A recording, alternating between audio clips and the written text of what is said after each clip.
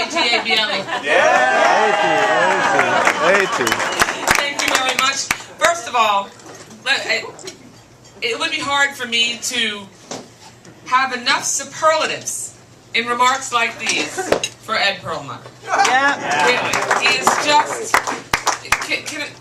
there are lots of wonderful things that we loosely throw around about each other after being introduced at a podium like this, and excuse me, sorry, hold on, having a little problem there we go. Nice words about one another are loosely thrown around at podiums like this, but there's one thing that I absolutely agree with, and that is that one of my closest friends in the Congress is Ed Perlmutter, and that's because he is the most special person. He's so genuine, and so passionate, and so normal. But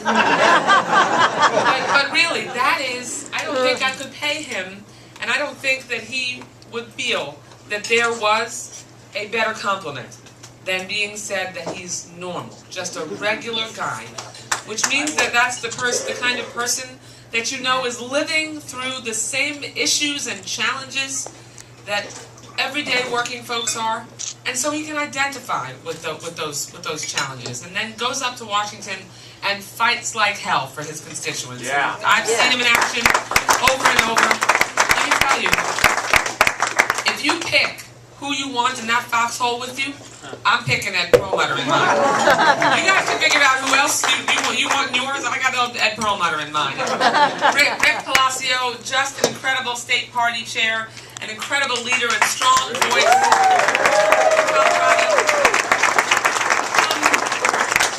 I get a chance to meet so many different people across the country, but Rick and I have worked very closely together through the last 16 months, and we've had a chance to fight side by side on behalf of President Obama and on behalf of the values and ideals of this party. And really, he's a young, rising star in our party, and I really look forward to many more years of working together. Thank you so much for your leadership.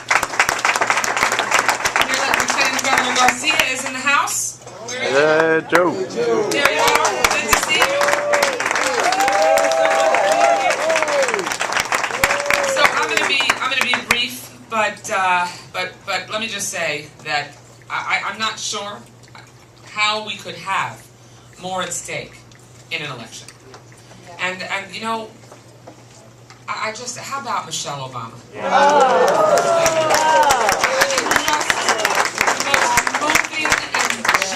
And passionate case that she made for moving forward, and moving forward with her husband continuing in the White House as President of the United States. I was so proud of her. I was proud of her as a mom. I completely identified with her as a mom. I have 3 young children, twin 13-year-olds and a 9-year-old. All 3 of them are here. You'll probably see them running around the arena tonight. But, the one thing, and I talked about this in interviews after the speeches last night, the one thing that a mom wants to know is that there are elected officials, particularly the person in the highest office in the land, who is fighting for their children's future and doing everything they can to make sure it's not about us as moms, it's about our kids. We'll sacrifice and scrimp and save and put things aside that might be best for us in order to make sure that things can be better for our kids. And when you have the contrast that we've got right now, Mitt Romney and Paul Ryan, who would slash education, who would cut health care, who would allow student loan interest rates to double, who would leave seniors out in the cold by turning Medicare into a voucher system, then whether it's our aging parents or our children, Mitt Romney and Paul Ryan would really make life worse for our family members that we feel the most strongly about. And that's unacceptable to Barack Obama. We know, as Democrats, we need to move forward. We know we need to continue to fight for the middle class and working families. We know that we need to make sure we have an economic policy that says that if you work hard and play by the rules, that everyone in America can have a chance to be successful, not just the people who already are. That's the policy of the other side. Let's make sure that millionaires and billionaires who are already doing really well can do even better. And maybe the trickle-down economics that we know has been tried and failed, that nearly crashed our economy, maybe the crumbs from how well they do will fall on the rest of us. Well, that's just an unbelievably callous approach to governing. We know that Democrats under Barack Obama's leadership have thought about how we can make sure that we improve the lives of all Americans. So I am so proud to chair this party, so proud to fight side by side with you, and I'm going to ask you over the next 63 days to make sure that you work harder than you've ever worked in your life, because we do have so much at stake. We know that what the other side values and that they think is most important in a presidential campaign is money. What we know is the most important resource is your time. And we're going to need you to pull out your calendars and look at how much of every one of the next 62 days you can give us. By the end of this week, we're going to be 2 months from Election Day.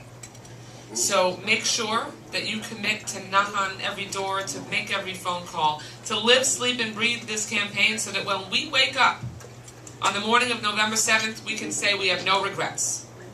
No regrets except for fun. So thank you so much for all that you do. Thank you so much to Senator Bennett, who does a fantastic job on behalf of Colorado. So privileged to work with him in the United States Congress, and we know that November 7th is going to be the day that we begin to finish the change that we started. On to victory on November 6th. Thank you so much.